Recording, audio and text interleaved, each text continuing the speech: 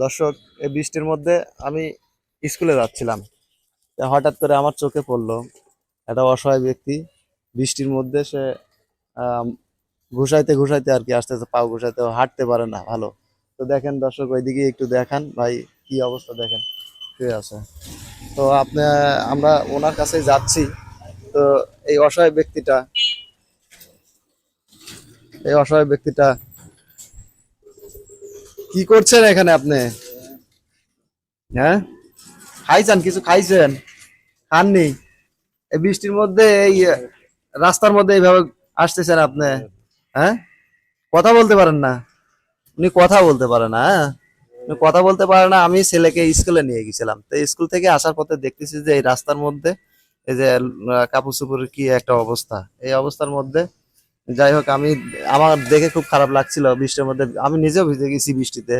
তো যাই হোক, আমি গাড়ি ঠেকায় তো ওনার কাছে আসলাম। এসে দেখতেছি যে আসলে একটা অসহায় ব্যক্তি, তার পোশাকের যে অবস্থা, সারা শরীরে একদম নোংরা অবস্থা হয়ে আছে।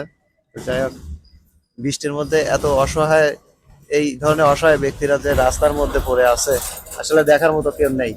আমরা এতটাই এই দুনিয়াতে নিষ্ঠুর যে আসলে এই ধরনের ব্যক্তিদের দেখার মতো কোনো লোকজন নেই। যাই হোক, উনি আছে কিছু একটা বলার জন্য, হয়তো চেষ্টা করতেছে, কথা বলতে পারতেছে না। তো কি বলবো, বলার মতো কিছু নেই। তো এখন ভাই, যাই হোক, ওনাকে খাওয়ার জন্য আমি কিছু টাকা দেব। উনি হয়তো পেটে খাওয়ার জন্য উনি বলতেছে যে আমি খাবো, কিছু টাকা দেন আমাকে।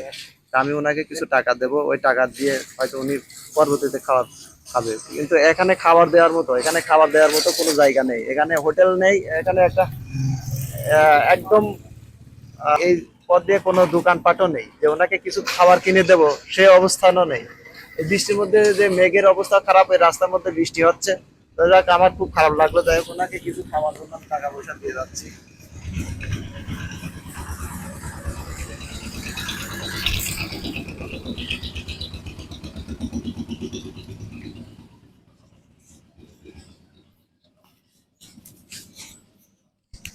এগুলো হবে?